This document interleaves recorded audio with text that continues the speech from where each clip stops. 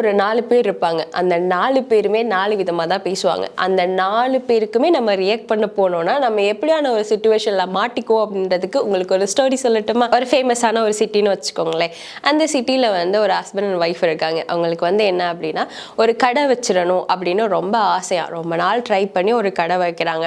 So அந்த கடையில வந்து இப்ப கடை வச்சாச்சு, கடையெல்லாம் ரன் ஆகுது, கடைக்கு வேலைக்கும் ஆட்கள் வச்சாச்சு. வச்சதுக்கு அப்புறமா அந்த கடையை யாரு இப்ப கல்லாப்பேட்டியில உட்கார்றா அப்படின்னு ஒரு வாக்குவாதம் வந்துருச்சு.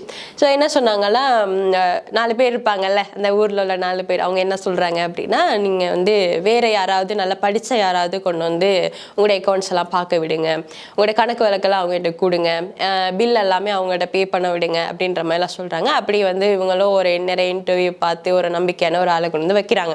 வச்சுட்டு என்ன செய்றாங்கன்னா, இந்த ஹஸ்பண்ட் ஒய்ஃப் தான் சேர்ந்து அந்த கடையை வந்து வேலையாட்களோடு சேர்ந்து அதை ரன் பண்ணிட்டு வராங்க. ஸோ கொஞ்ச நாளைக்கு அப்புறம் சொல்கிறாங்க, என்ன நீங்கள் 2 பேரும் கஷ்டப்பட்டு தானே இந்த கடையை போட்டிங்க, ஸோ நீங்கள் யாராவது உட்காந்துருக்கலாமே, ஏன் இன்னொருத்தனை கொண்டு வந்து உட்கார வைக்கிறீங்க அப்படின்னு சொன்னோன்னே இவர் என்ன செஞ்சிட்டாருன்னா, அவர் வேலையை விட்டு நிப்பாட்டிட்டு இவர் போயிட்டு கல்லாப்பேட்டியில் உட்காந்துட்டு ஒய்ஃபை வந்து வேலை செய்ய விட்டார். அப்புறம் கொஞ்சம் நாளைக்கு அப்புறம் அந்த 4 பேர் திரும்ப வராங்க. அவங்க சொல்கிறாங்க, ஏன் ஒய்ஃபை பாரு, கஷ்டப்பட்டு வாழ வந்த புள்ளைய வந்து இப்படி பண்ணிட்டு கஷ்டப்பட்டு விட்டுட்டு இவன் வந்து கல்லாப்பேட்டியில் உட்காந்து வச்சுருக்கான், ஸோ இதை கொஞ்சம் மாற்றலாமே அப்படின்னு சொல்கிறாங்க. இவருக்கும் அது சரியான யோசனையாக தான் படுது. ஏன்னா ஒய்ஃப் ரொம்ப கஷ்டப்பட்டுட்டு இருக்காங்க, இவர் மட்டும் சொகுசாக உட்காந்துருக்காரு. ஸோ கொஞ்சம் நாளைக்கு அப்புறம் என்ன யோசிச்சாருன்னு தெரில, அவர் கல்லாப்பேட்டிலேருந்து இறங்கிட்டு ஒய்ஃபை கொண்டு போயிட்டு கல்லாப்பேட்டியில் மறுபடியும் உட்கார வைக்கிறாரு. திரும்பவும் கொஞ்சம் நாள் ஆகுது, பிஸ்னஸ் எல்லாம் நல்லாவே பிக்கப் ஆயிடுச்சு.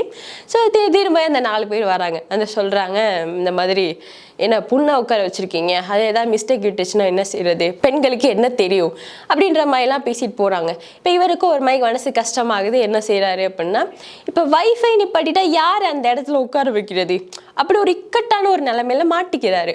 ஏன்னா இப்போ கணக்கு வழக்கும் பார்க்கணும், கடையும் ரன் பண்ணணும், நம்ம வந்து பிஸ்னஸை வந்து அடுத்த லெவலுக்கு கொண்டு போகணும், இப்படியெல்லாம் நிறைய பிரச்சனைகள் இருக்கும்போது இது ஒரு கல்லாப்பட்டில் யாரை உட்கார வைக்கிறது, யார் கணக்கு வழக்கெல்லாம் ஹேண்டில் பண்ணுறது, இப்படின்ற ஒரு கொஷன் மார்க் வந்துருச்சா. இது வந்து ஏன் வந்துச்சு அப்படின்னா, அவர் யோசிச்சு அவர் கடை அவர் என்ன வேணாலும் மாற்றம் பண்ணியிருக்கலாம். இப்போ இந்த 4 பேர் சொல்றதை கேட்டார் இல்லையா, இந்த ஸ்டோரியிலேருந்து நம்ம கற்றுக்க வேண்டிய ஒரு முக்கியமான லெசன் என்ன தெரியுமா, உங்களுக்கு என்ன தோணுதோ அதை நீங்கள் பண்ணுங்க, ஏன்னா இது உங்களுடைய லைஃப்.